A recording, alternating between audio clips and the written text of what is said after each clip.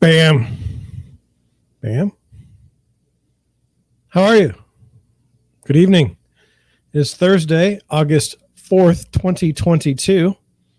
I'm your host, John Schenk. Who's John Schenk? Well, John Schenk is talking about himself in the third person, which is always creepy. Anyway, I am the founder and managing broker of Deerwood Realty in St. Louis, Missouri. We're a small real estate firm, residential mostly, helping buyers buy homes and sellers sell theirs. Do a little bit of commercial leasing on the side. Not into property management. I did it for a while and just found it to be off-putting. Probably won't ever go back into it. Not my thing. But anyway, I have a show. It's the Deerwood Realty live stream, and pretty much daily. I mean, it hasn't been the case for a while, but mostly daily. We'll look over the news and events, and we'll provide commentary on the real estate world, buying and selling, things of that nature. And I hope that you could find it in your heart, in your mind, and in your soul to hit the subscribe button. Maybe even the notification bell, but I don't know if that works anymore. It'd be nice to stream to more than like 4 people. But I mean, you know, it is what it is. It is what it is. It's a Thursday night. It's nice outside. I'm gonna switch things up right off the bat, which is not something I normally do. But the last couple of days, I've been kind of feeling like I've been a little bit of a funk, and I wanted to get out of it. And so we've been switching some things out. So I wanted to do something kind of a surprise because I really shouldn't do this now as I'm live streaming.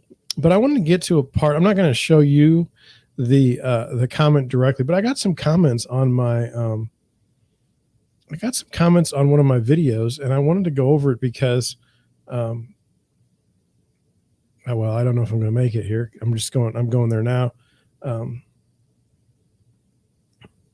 thought it was interesting. And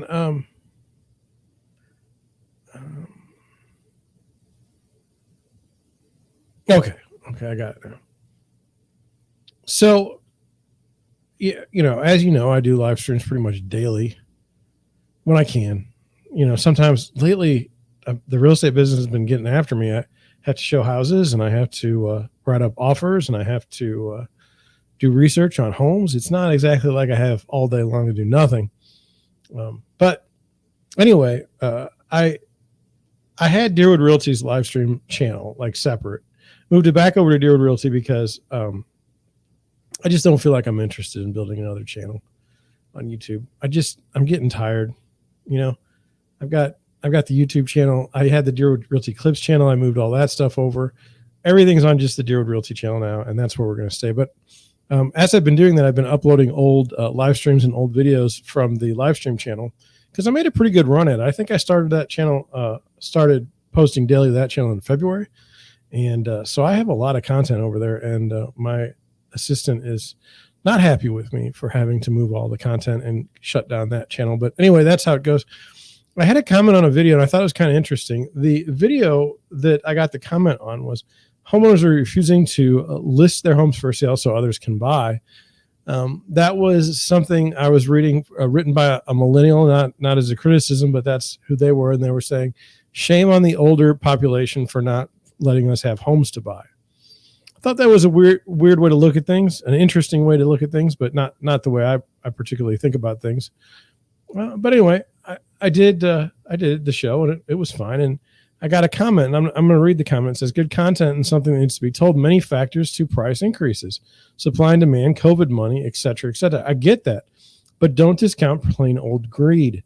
In my area of California, sellers continue to list above comps, $30,000 to $50,000 above comps, if not more, which were already extremely high. So those homes may take a price cut of $20,000 in a few weeks, but guess what? It was listed $30,000 to $50,000 above comps.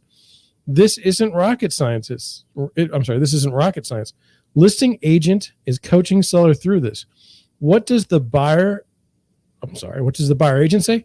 Well, you just have to offer more next time. And by the way, you see how interest rates continue to go up, so it's in your best interest to buy sooner than later.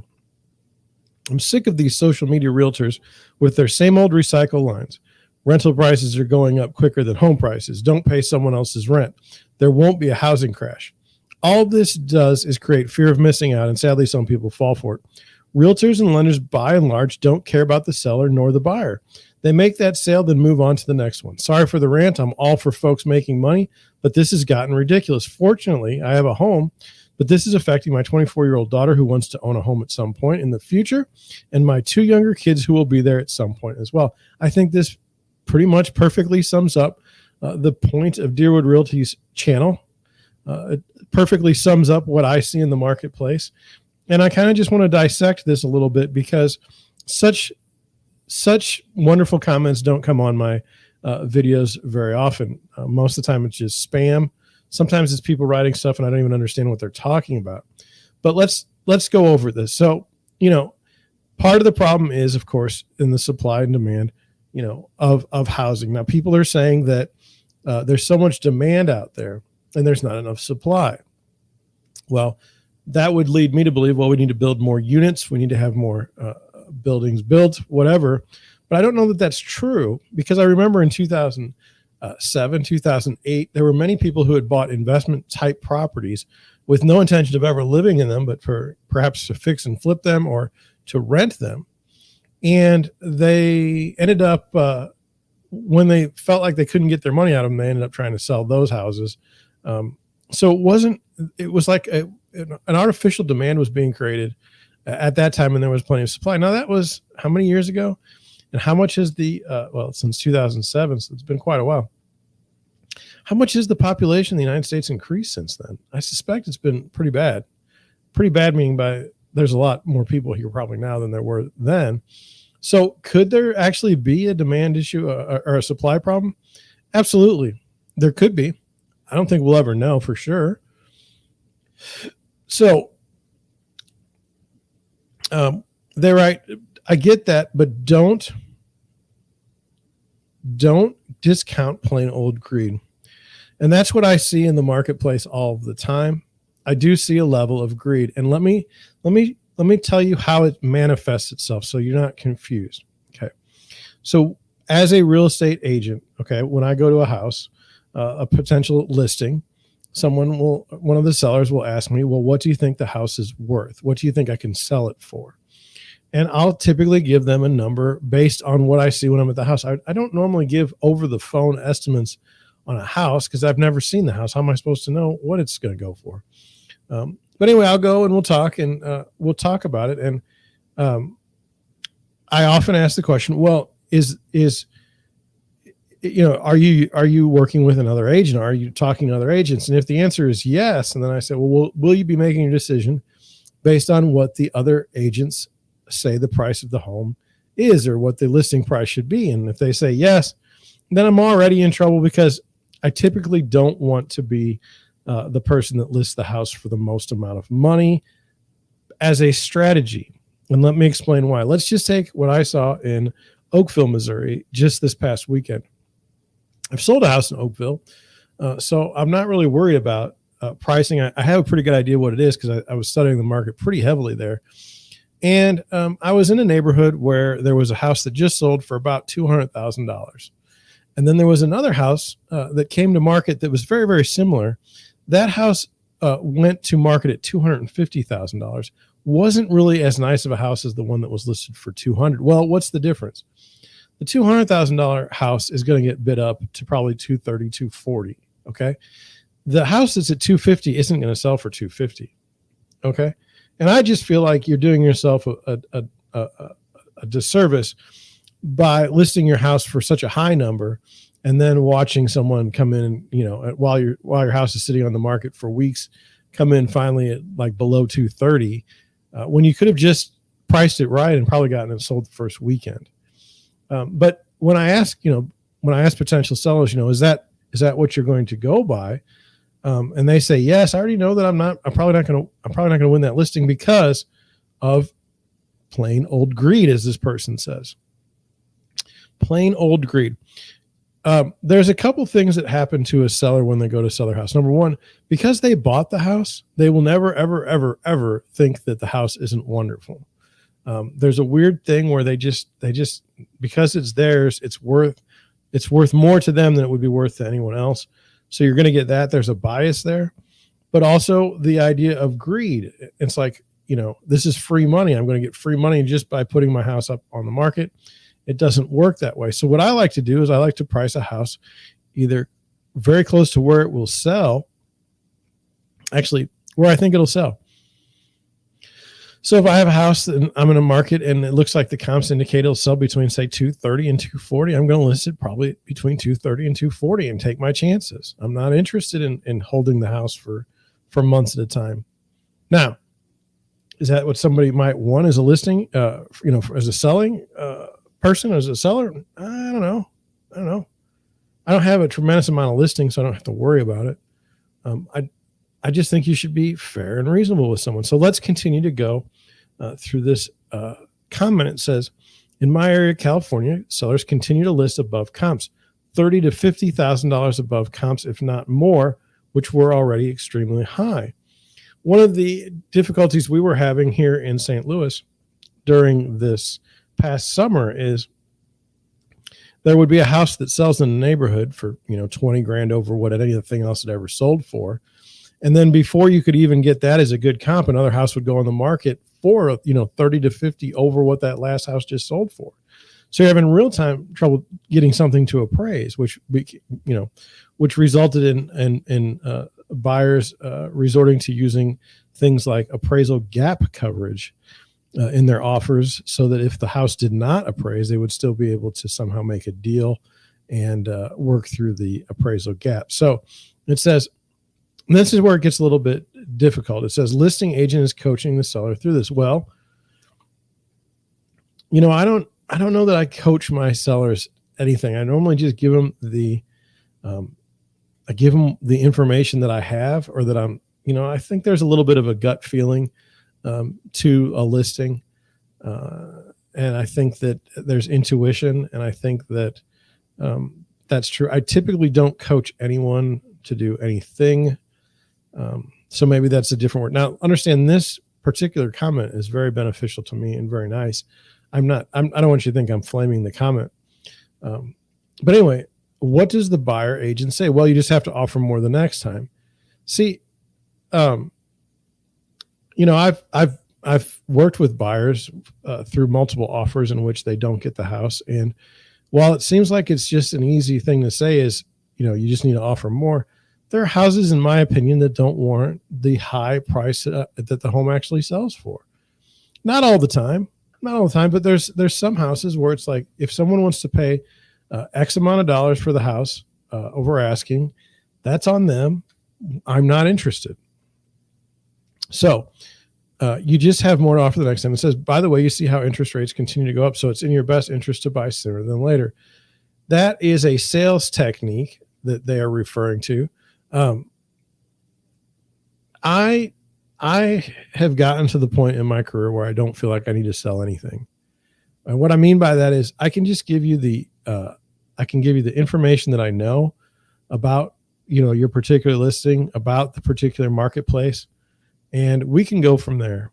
To me, this has created a wonderful business where I never have to worry about what I told one party versus what I told another, because it's all relatively consistent. Look, if someone came to my office today and said, "Hey, I want to buy a house," I say, "Well, let's talk about the reasons why, and does it make any sense for you? Is this a legitimate for me? Is this a legitimate lead? Is this somebody who would really actually go forward and buy a house?" And then if so, then you deal with the cards you're dealt. People can say, "Oh, the market's going to crash tomorrow." People can say that the market's going to not ever go down again. But we don't really know. And the people that say those things, it's not like we're going to come at them, 20 years from now and say you're wrong. That's the benefit of hindsight. So no one really knows for sure. But I do understand that that sentiment. Is like, everyone will say, if you're talking to a real estate agent, they say, "When should you buy?" Well, they'll say, "Buy tomorrow." I do have a few buyers that are waiting out the marketplace. They're convinced that something's going to happen. And when they do, they'll call me. And to be honest with you, I'm okay with that. I've never ever understood why, if somebody calls you and says, "Hey, I'm not looking too heavily, but I am looking. If you see something that makes sense, let me know." I mean, I'm totally good with working with people like that. And on the sales side, I would say, I would say always, look, I know more about the marketplace today than I will, 6 months from now. So I think it's best we list the house as soon as possible, given that we know all this data. But I've also had people that aren't going to sell for a year, and we just sit and watch the market. And then whenever they do come to market, we've seen a number of properties near their home with similar characteristics. And so we are very, very, very strong on pricing when we come to market. So anyway, let's continue. It says, sick of seeing these social media realtors with their same old recycled lines. Now, I am also sick of social media realtors with their same old recycled lines, and I mock them usually on TikTok because it's the easiest format for me to work with. But I do think it's funny. I do think it's funny, and I will often trot out the same old lines because I think it's a joke. I'm playing a joke on myself. Now, if you don't know me, you don't know that's a joke. And I'm okay with that too. Rental prices are going up quicker than home prices. Don't pay someone else's rent. I mean, look, it's all about your finances to me. I don't have any interest in, you have to buy now or you have to sell now. So that doesn't really affect me.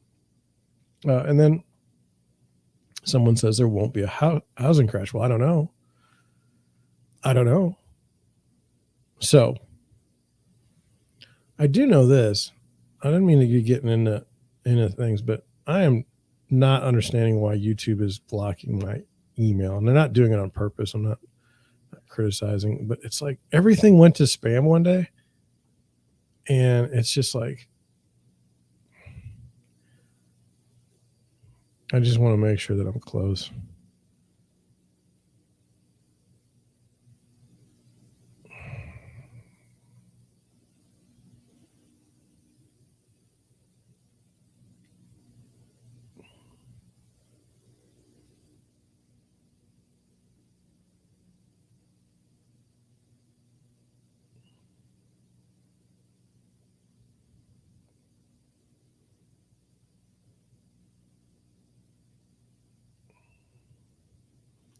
Well, basically, I need to check. I need to check my spam folder because it is just a disaster right now. Okay, but I don't see the YouTube. I don't see the YouTube letter. Sorry to get off track there. Let me see if everybody's still here. If we're still rocking and rolling. Yes, we are. Let me check the sounds just because I've been. Let me just make sure that you can hear me and you can. So okay, let's go back. Let's go back to the comment. I'm sorry. So all this does is create fear of missing out, and sadly, some people fall for it. Realtors, lenders, by and large, don't care about their seller nor buyer. Okay, so let's start off with this fear of missing out, and sadly, some people fall for it. Of the people that are buying houses right now, do you think as a percentage, how many people do you think are out there buying a house because of fear of missing out? My own belief is probably less than 5% of the total population of home buyers right now are buying because of fear of missing out. Now, I'm not. It's not that much. Many of the people that I know that need to buy a house right now actually, in their mind, need to buy a house. And what do I mean by that? Well, they need to buy a house because their family is expanding. Maybe they're having a new child. Maybe they're getting married. Maybe they're bringing a family member to their home to take care of them. They have a reason. They're not just out there like, I kind of want to buy this house today. And even if they didn't have a really strong reason, it really wouldn't matter. It isn't fear of missing out.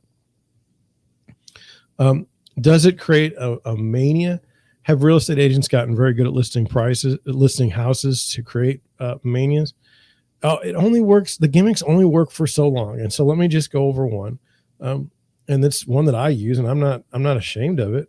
When we have a house on the marketplace or coming in the market, I'll mark it coming soon. And that's why I want it to be coming soon, because I want people to know, potential buyers to know, hey, there's a pretty good house coming to market and a pretty good price, and you should probably take a look at it. I know that a lot of people take a lot of looks at garbage properties, and they get tired of it. And so coming soon is important to me right now in this market. And then I will usually list a house for the entire weekend. So I'll make it active maybe on a Wednesday or a Thursday, and it'll go active Friday morning. I'll give you all weekend to look at the house because, maybe you're out of town for part of the weekend. Maybe you're busy. Maybe you got things to do. Why should you be punished and not be able to go see a house? And so then Monday, I still leave the house open until about 2 or 3, and then it's time for the offers, if you have any, to put them in. And then we go through them. And if you're lucky enough to be the one that gets the house, great for you. If you didn't get the house, I'm sorry. One of the least enjoyable parts of my job is to tell buyers agents that they worked really hard this weekend in a miserable condition and that they didn't get the house for whatever reason. It's just having been there on weekend after weekend, I know how it feels. And I try to be as respectful as possible to those agents who did bother to have their buyers write an offer. Now, renters and lender, by and large, don't care about the seller nor buyer. Well, I do. Or realtors, I'm sorry if I said renters, but I really do care about my buyers and sellers. Probably too much, in the sense that I feel like sometimes if they say something or if somebody's trying to take advantage of them, I'm always the first there to, basically say, look, you're not going to take advantage of my clients. And I do. And over time I do. And if I don't feel like I've ever put someone in a terrible house. I don't feel like I've ever gotten someone. I don't feel like my skills have created a situation where a buyer bought the wrong house for too much money, or where a buyer would feel remorse for purchasing a house. I try really hard to do that. And then on the sales side, I feel like we've marketed properties as well as they can be marketed. I feel like, if a house sells for a certain price, it's because of the house. Maybe the market too. I mean, like I said, last house I had 20 offers on, over 20. I don't know. I just think that's kind of where I am on that. I do care about my clients though a lot. And in fact, one of the things that I have to work on, and this is weird, everyone that I'm in touch with, everyone I encounter in my daily life, all of my friends, all my family, all the people that my friends know, I consider them, their real estate source. And so when they go out and they find a real estate agent that, isn't me, it's hurtful. It's hurtful. And I'll never forget, I had a couple that came to my wedding, and they were going to sell their house, and I had done some research for them on their home, and I'd answered all of their questions. And when it came time to list their house, I didn't know that they were listing their house specifically. That I just happened to see it in the MLS, listed with another agent. Now I felt terrible. This person had gone through, they'd been in the hospital. They'd lost their job.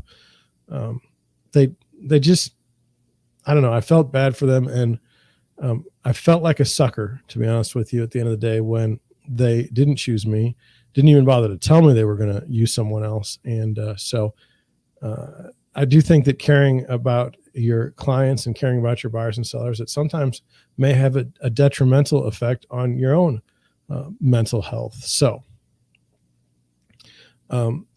they make the sale, then move on to the next one. Yes, there are some sharks out there that I call them. There are agents that don't have seemingly eyelids.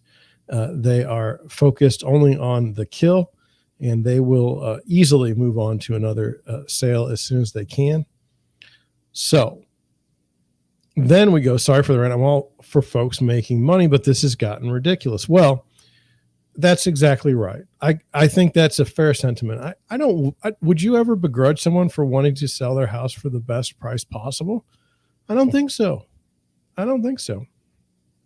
But as we move on, it says, I have a home, but this is affecting my 24-year-old daughter who wants to own a home at some point in the future, and my 2 younger kids who will be there at some point as well. That's right. So what happens when youngsters get priced out of the what I would call starting home market? Like, you're not buying in St. Louis, you're not buying a starter home for much less than $200,000 right now. And that, so what are we talking about on a down? We're talking $6,000 on a down payment, and then we're probably talking $2,000 or $3,000 for closing costs. We're talking about, you need to have at least $9,000, And then you have to have, a job that indicates you'll be able to afford your mortgage. So yeah, I mean, I can see where this person's coming from. And again, what I'd just like to say is, look, I'm trying to build a YouTube channel where you guys don't get fleeced. You don't just listen to this silly marketing stuff from agents over and over and over again. But I'll tell you, I haven't had a lot of success. I've been at this for a year and I'm at 72 subscribers. Many of the social media realtors, as this commenter has put it, have many more subscribers than I do, many more followers on their channel. So if this is something that you want, because I don't know if it is or isn't. It's something that I want to do. I want to provide a service. I want to be helpful. I do see real estate in a pretty good way.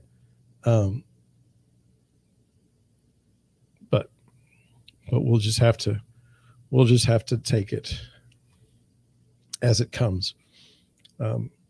So I think I'll make a hard pivot to a story that I have, and I have all this stuff I need to talk about.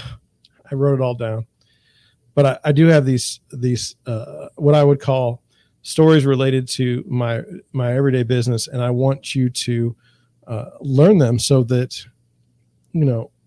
you can understand what I'm talking about. So I have a set of young buyers right now, not more than 30 years old. And what I've told them is they're first time home buyers. So we go look at a lot of houses and I try to teach them things as I go. And one of the things I've tried to teach them is, look, the fix and flip is the most dangerous house you could ever buy. And the reason for that is you don't know why the house was sold. On your disclosure, it's going to say that, on the seller's disclosure, it's going to say that the person that owns the house has never lived there and doesn't know anything about the house. Yet, there could be serious structural issues with the home. There could be serious damage to the basement foundation. There could be a leaky basement, which is a very, very expensive repair. And they may have thought they fixed it, the seller, when they did the fix and flip. They may have thought they fixed the house settling foundation in the fix and flip, but they could have been wrong. And they will not be liable for any of those issues if they did not know about them. I mean, if they honestly believe they fixed the problems, you're in a bad spot. And what ends up happening, what used to happen and what's happened now is two different things. So what used to happen is someone would buy a house that was beat up and they would fix it up. And then they would list it for around what houses were selling for in that neighborhood. Well, now the approach is much different. It's we're going to buy a house for, a pretty good price. And then we're going to sell it for an even higher price than anything that's been in the neighborhood before. As an example, this past weekend, I showed a house that was purchased for $270,000 in March. It has come to the market back, and that was a $278,000, I think, was the sales price. I don't mean if I was off by $8,000 or something. I don't want to. It's just hard to do the show in real time because I can't go back. But anyway, that neighborhood allowed for that price of a home, $278,000. That made perfect sense. Well, this flipper came in. I don't know how much work they did, but they ended up listing the house for over $430,000 just this past weekend. Now, look, that house is not a $430,000 house, no matter. I don't care if they did it in gold, but it's a fix and flip. And what you see is everything that you think of as perfect in the marketplace. So like, 2-panel or 6-panel doors, updated kitchen, painted walls, the right colors, the fashionable colors for right now, window treatments, windows, things of this nature, everything that you would look at that would be considered a premium. These flippers know what they're doing. So they'll take a house and they will make it look beautiful, gorgeous, cosmetically. But they'll also do things like leave the 30-year-old heating, ventilation, and air conditioning, because whoever wants to buy a house like that, I guarantee you most of the buyers that walk through houses don't even care about those things. And they only even know about it after the inspector tells them. And by then it's pretty much too late. But anyway, so this young couple, and we've gotten to be very good friends. They, they have other friends buying houses in this market. And some of those people have been successful already. So they've actually bought homes before my buyers have. My buyers are still looking. And so, so yesterday we were at a house and it was terrible. And I'll tell you why it was terrible. It was an estate. There's no problem with that. But before they came to market, they raised the asking price by about 10 grand because they said they fixed the kitchen. But when you go in the kitchen, there's like 4 tiles that are broken out. And then there's also a leak at the front of the house through the drywall or through the plaster that hasn't been repaired. And they're just selling it like that. They're not even trying to make a repair. And so that's a weird deal. But anyway, we went through that house and I said, this doesn't seem like a house for you. And the girlfriend said to me, she said, John, one of my friends bought a fix and flip. And the first weekend she moved in, a rainstorm caused the entire basement to flood. Everything was destroyed. And now she's stuck with this house that she's going to have to get the work, get at least fixed, at least repair the damage that's already been done, and probably do a significant amount of foundation work, which is not anticipated and probably going to cost her, between $20,000 and $40,000. The joys of owning a house, the joys of seeing something that you really, really want within reach, within the price that you can pay, and it turns out it's all for naught. This is what I'd hate to have happen to one of my buyers. This is why I tell buyers about fix and flips and what the real deal is about them. Now, maybe these people have agents that don't know any better. Hopefully they'll learn from their experience. But I don't know why you wouldn't just want to choose me in the first place. You don't have that issue. But anyway, let's get on to it. So our first article today, I thought was interesting because why? Because are you familiar with Chip and Joanna Gaines? I'm familiar with Chip and Joanna Gaines. They have caused a, how do I put it? They're cultural and they were real estate agents. So it's become a culture. So just as a sidebar, I just want to show you now. The weird thing is the camera's always backwards to me. So whichever way I move is the wrong way, but I'm going to try and show you here. There's right there. Homebody by Joanna Gaines. So understand, I'm not gonna kick the Gaineses. I'm happy for their success, to be honest with you. So, but let's get into the article because I thought it was interesting. It says Fixer Upper and other Magnolia Network shows coming to HBO Max in September. So I believe that HBO and Time Warner or somebody got together, and then that's part of the Discovery Network. And so the DIY network got changed to Magnolia, and it was all Chip and Joanna Gaines programming and shows. And so, whatever. But here we go. It says Chip and Joanna Gaines' Magnolia Network lineup, including all 5 of seasons of HGTV's Fixer Upper, will begin streaming on HBO Max in September. According to a Warner Media source, select titles from Magnolia Network will come to the streamer Friday, September 30th, as part of a page featuring curated content from the Gaines, which includes Fixer Upper, Welcome Home, Magnolia Table with Joanna Gaines, and The Lost Kitchen, amongst other series. So these are Magnolia Network programs that are going to now be on HBO Max. It says the former HGTV superstars launched their Magnolia linear and streaming channel in partnership with Discovery of last year before Discovery's merger with Warner Media. It says industry sources say that a new series, Fixer Upper the Castle, which centers on the Gaineses overhauling their 100-year-old castle in Waco, Texas, will premiere on HBO Max along with the linear Magnolia Network and Discovery Plus on October 14th. So there's still some time. This is August. It says more Magnolia Network content will be added to HBO Max over time, but also will continue to be available on Discovery Plus, which costs $4.99 a month, which with commercials compares to HBO Max's $9.99 ad-supported plan, the WDBD source says. Now, all I can say is this. It seems like all these streaming things, if they can get something that someone wants to watch, that's how they win. So like Netflix has Stranger Things. What does HBO Max have right now that people want to watch?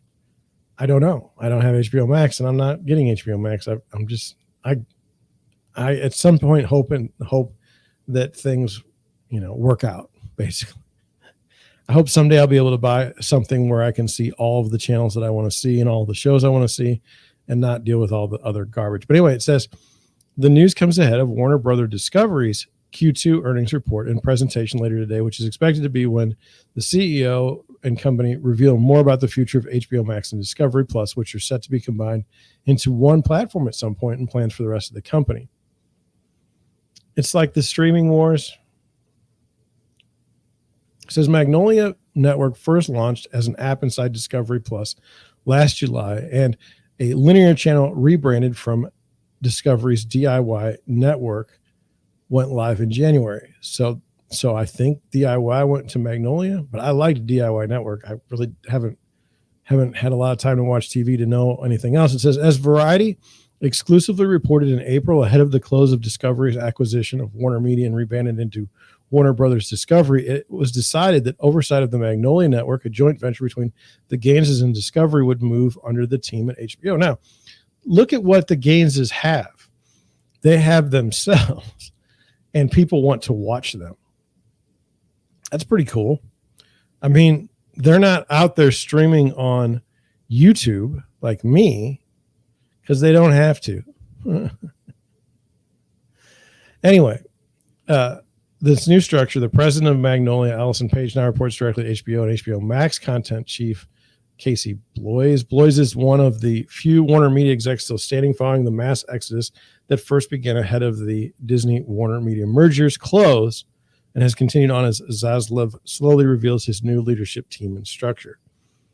The fact that HBO and Bloys are heading up the lifestyle brand from the fixer-upper stars rather than Warner Brothers Discovery chairman and chief content officer for U.S. network groups Kathleen Finch is a notable sign of integration among the two companies, given that the couple has long been deeply tied to the identity of the legacy of Discovery due to the Gaineses' origins as HGTV icons.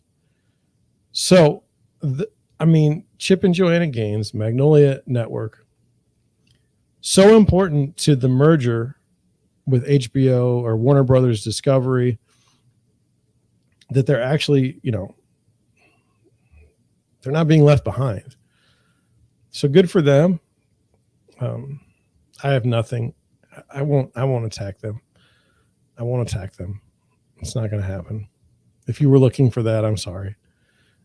Do I want to be Chip and Joanna Gaines? No.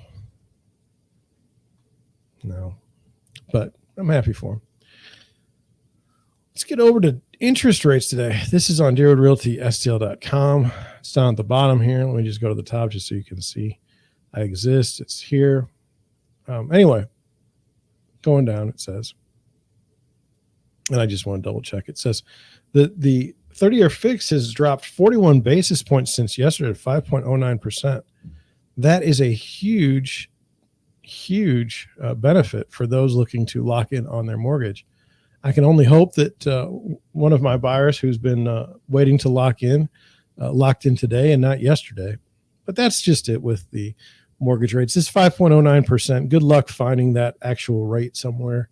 It's a survey and it changes.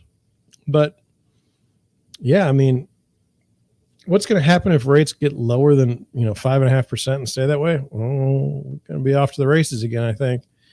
Even with fuel prices being still ridiculous, even with inflation of groceries and other goods being just annoying, people are still, at least in St. Louis, at least where I live, people are still getting after it. So let's move on. I thought this article was interesting. Wanted to share it with you. It says former Stouffville realtor previously jailed for Ponzi scheme charged again in alleged mortgage scam. And what I would say to this is not unusual to me. Like when people are slimy, they gravitate to slimy business, and real estate is one of those businesses. Now you're going to say, well, John, are you slimy? I don't know. I don't think so, but I know I'm dealing in a viper pit, basically. And I got to keep my head about myself because of all these slimy things that people do. But this to me is like so obvious, because it seems like you get involved in real estate, then you try to figure out how you can steal and how you can do these things, and it's just bad. So, let me go. There was a little pop up there. It says Courtney Wallace Simpson, husband Kenneth Simpson, have been hit with more than 100 charges. Now that is impressive. Now I don't know where Stouffville is. I think it's in Canada. And I don't know if I've even said it right, but whatever. It says a former Stouffville realtor with the history of committed fraudulent real estate deals has been arrested again, this time with another man in yet another alleged housing scheme.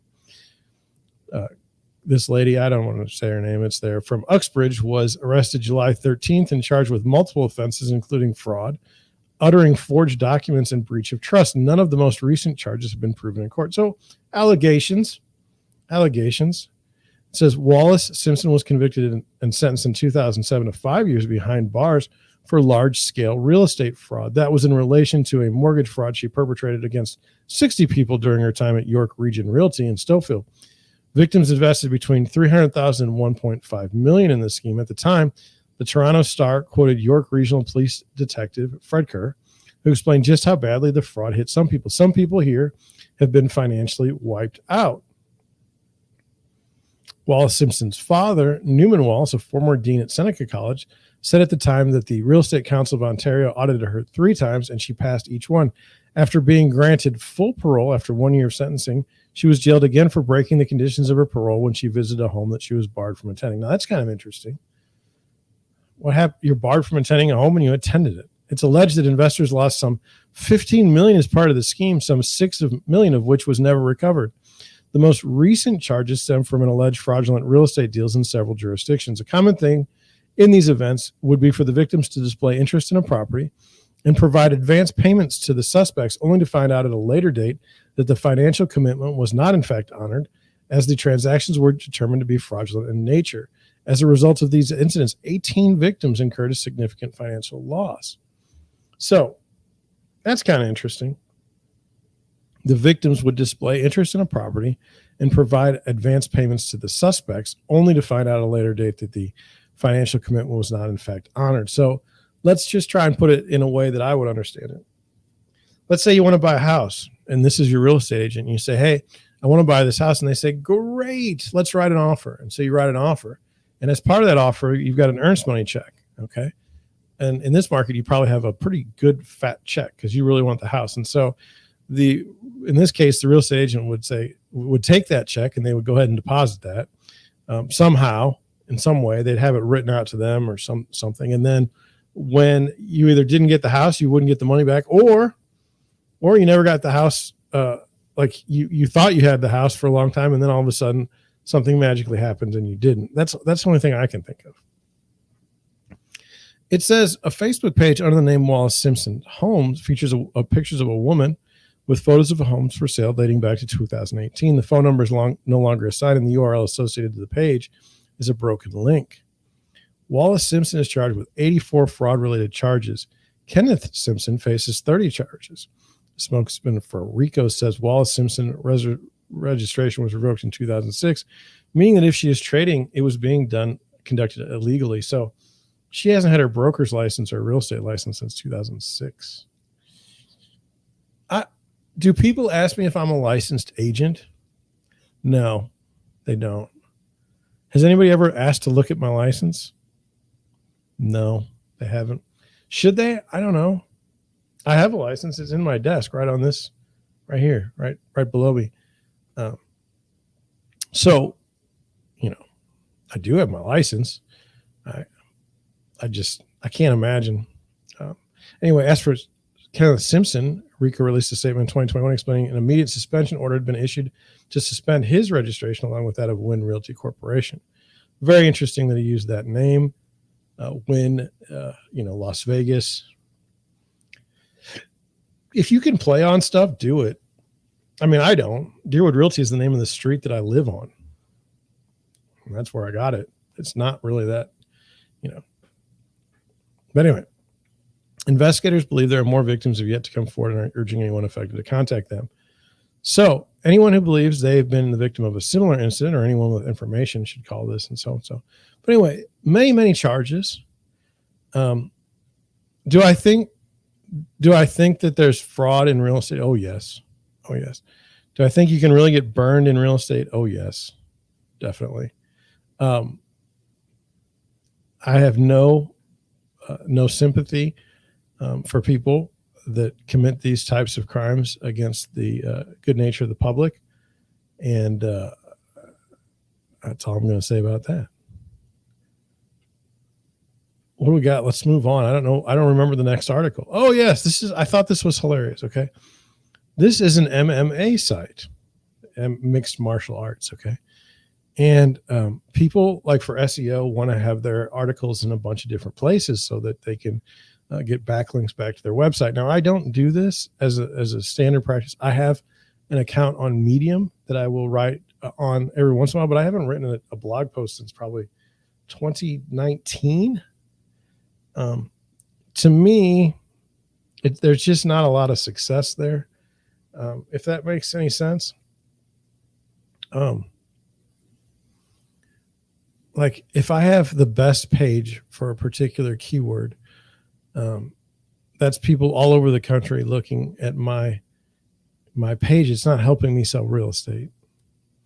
But anyway, let's look at this. I thought this was interesting. It says real estate agents hiring tips for house buyers. So what is this about? So it says hiring real estate agents is necessary for buying property. There are many things that people do not know about property buying, especially the people buying homes for the first time require guidance, and real estate agents are the best for such jobs. So that was an interesting an interesting sentence. It doesn't sound like natural English. You can hire a real estate agent to buy various types of properties. Buying homes is a little bit different. For many people, it's more than just a property.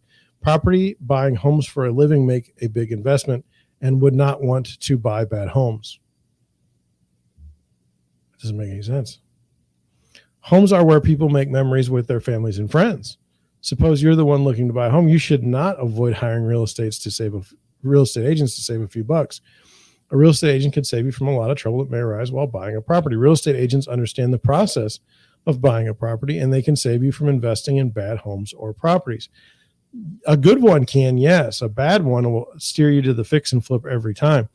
Find an experienced agent. Always try to hire an experienced real estate agent that had years of experience in the field. In addition, hiring an experienced agent is necessary for people who are making one-time purchases. I don't know if that doesn't make any sense. People buying homes for renting and reselling could take a little risk of hiring real estate agents with less experience. Probably shouldn't do that either. Moreover, this is because new real estate agent is always trying to make their reputation in the field. They always try to find the best deal for their client and do not intentionally sell the home for their own profits. You can also ask them to show their certification and license to make sure they were safe for hire. So this is an article not written in traditional English. That's all I have to say about that. Let's continue. The nature of a real estate agent. Many people may think that checking the nature of a real estate agent is silly, but that's not the case. You tell me what that means. I have no idea. You should never hire a real estate agent that is not friendly and talks poorly. What about writing poorly? These types of agents are not good, as they will not tell you the things you ask them properly. Thus, they're not good for hiring. Now, there are also people that will behave well with you until the deal is not done. So bad. Who's going at my MMA news for real estate hiring tips for house buyers? But anyway, you should mainly try to stay away for such agents, as they will sell you a bad deal and will not even help in selling the property later. The nature of real estate agents should be extroverted, and they should be true in everything. These agents tell you all the pros and cons of the property you are buying and will help you find the best deal. While many agents are good and people who want to stay long in the real estate selling business do not do things like these.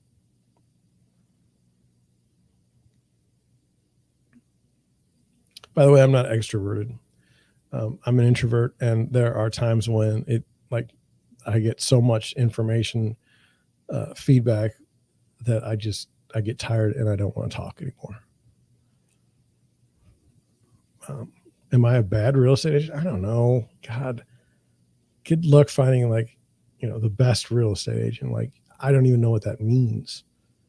Tell them your requirements. Now, this is where it's key. It says you would need to be friendly with the agent. Tell them everything you want in a property. Telling agents what your expectation is for buying a home will make their work easier, and they will be able to help you buy the best deal quickly. You should try to tell them your budget before hiring them. See, that's dumb. You wouldn't need to do that because they would have a mortgage pre-approval. And you were looking for a home in a good location, you might consider buying Clear Lake, Iowa homes for sale waterfront. So there you go. This woman here has paid for Jane Fish and Associates has paid for a backlink, and they got one. So hopefully this helps their score, basically. Anyway, you should try telling them these three things: budget and repairing costs that you can afford, the location you want the home to be in, the reason you want to buy the property for, how big the house you want, and other things your agent asks. Ask them how much they know about the market. Now, this is a fascinating thing. You can ask multiple things for your agent, but few of them are essential. Ensuring that your real estate agent knows about the prices of property is necessary. Asking them this will help you know how much knowledge they have about the market. Now, this is funny to me. So you don't know anything about the housing market, and you're going to ask an agent what the prices of homes are in a particular area.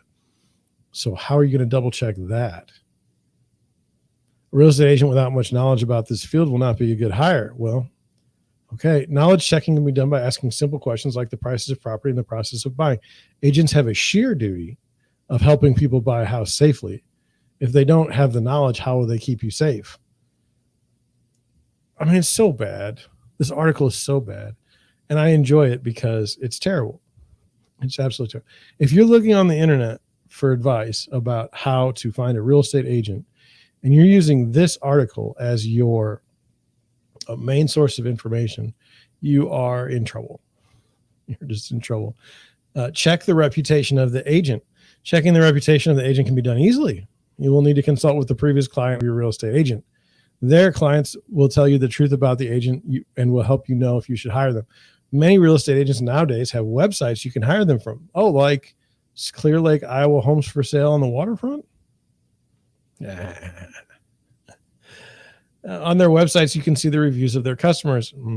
Yeah. I have reviews on my website, but it's not they're I don't call them reviews. They're endorsements or something. I forgot the name, but anyway, yeah. Moreover, you can see various things about the agent on that website that will help you know about them. Or you can just watch a YouTube live stream that happens typically every day. That might help. No? Try hiring the agent through your personal links. Hiring an agent through a referral of close people can be a great choice. People only prefer those real estate agents that provide good services. You should always try to get referrals from people who previously hired a real estate agent. In addition, hiring by referral is good, but you will still need to check essential things like their experience, reputation, knowledge about the field, and behavior, etc. You can also hire. I mean, if this is painful for you to watch, I'm sorry. It's painful for me to read, but I just thought we should go through it because I think it's interesting. It says things to avoid before hiring an agent. Many people also hire real estate agents to sell homes. These people generally do various things in the hope of increasing the buying value of the property. You would need to avoid a few things like a renovation to save your money.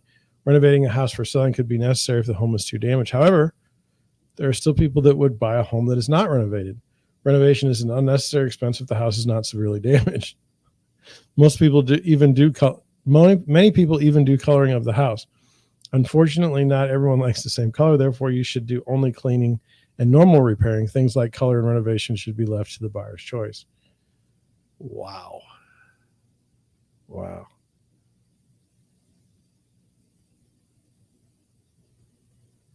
I mean, I don't know what to make of that.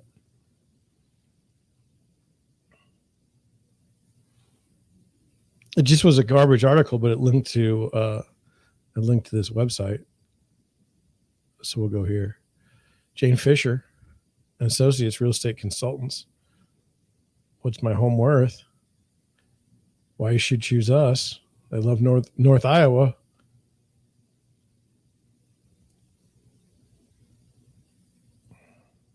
I mean, it's cool. I don't know what system they're using. Let's just look at a map search. sometimes I can figure out what.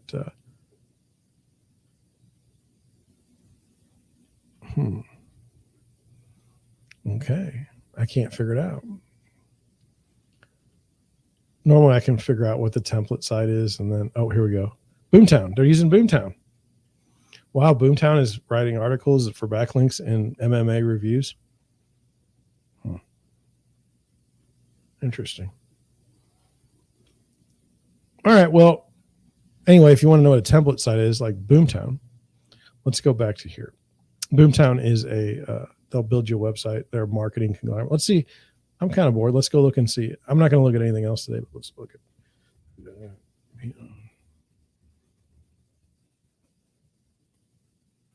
Oh, that's not right.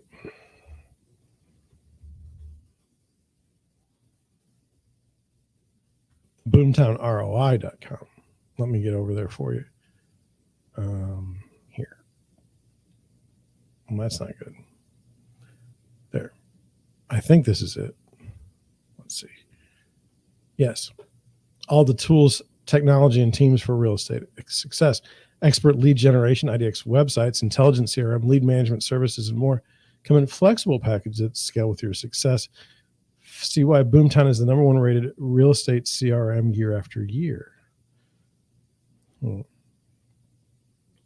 just want to real estate software that acts like a team member. I don't really need the CRM or lead generation. Lead generation would be nice, but I don't know. Connecting with leads is hard. Success assurance makes it easy. Leveraging a team of lead concierges to monitor your entire database for meaningful lead behaviors and engage them at the right time with the right message. Capitalize on untapped opportunities, experience full ROI.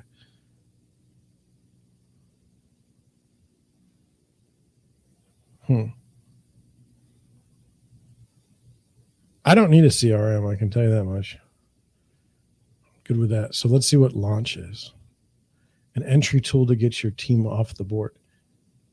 Certified expert online lead generation, turn window shoppers into real estate opportunities with consumer-friendly website. Take lead management to the next level with our CRM and mobile app. Let me show you how. Capture and convert leads. Our websites do this plus more. Stamp your presence online. Captivate more home buyers. Keep leads coming back. Updated listings as quickly as every hour. Fill your database with new business opportunities to have 20 plus certified experts handle your lead generation. Jeez. This all sounds so good. But does it work? No, not for me. Do they have pricing? They don't have pricing. That's never good. Never good. Oh, they got coaching now. That's nice. Anyway, all right, I'm out. I'm out of there.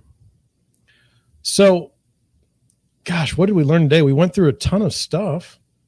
I told you my fix and flip story. What other story? I had another story. I told you, was it before that? Oh, well, we had Chip and Joanna gains. We talked about that.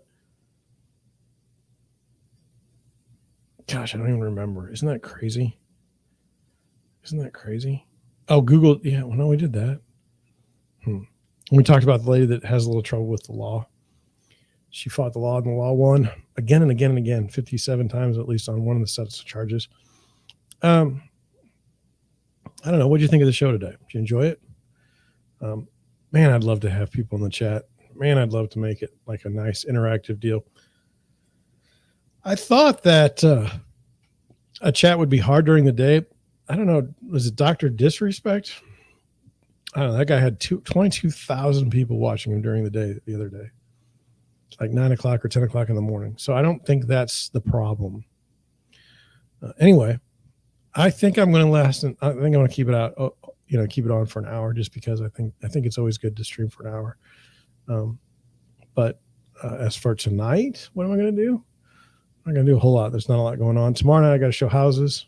This weekend looks like houses will be shown. Oh, tomorrow I have a home inspection.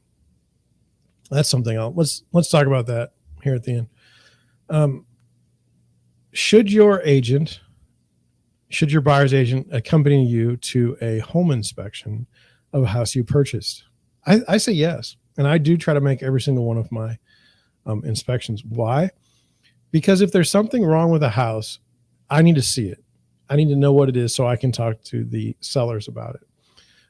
If that's the kind of offer we're writing, if we're writing an offer that's as is, no one's, property inspection for the buyer information only, that's a whole different issue. But if it's one where we're going to negotiate repairs, I need to see what those repairs are. I need to know more about it.